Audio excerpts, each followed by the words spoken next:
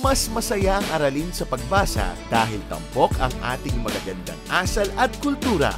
Handog ng Knowledge Channel Foundation at National Commission for Culture and the Arts sa tulong at suporta ni Senator Loren Legarda, inilunsad ang 25 bagong video lessons ng Wikaharian for Grade 2. Layunin nitong mahasa ang mga mag-aaral sa pagbabasa at pagsasalita ng Filipino gamit ang musika, sayaw at laro na talaga namang sariling atin. Wikaharian is designed to teach children how to read in Filipino by making learning joyful and rooted in our culture.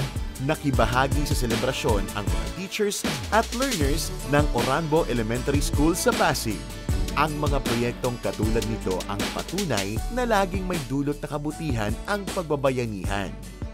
Dahil naniniwala ako sa mga programang kagaya nito, hindi lamang natin tinuturuan ang kabataan na bumasa, kundi binibigyan natin sila ng kakayanan na linangin ang kanilang pangunawa, pukawin ang kanilang imahinasyon, at tulungan silang isabuhay ang pagmamahal sa sariling wika at sa kulturang Pilipino.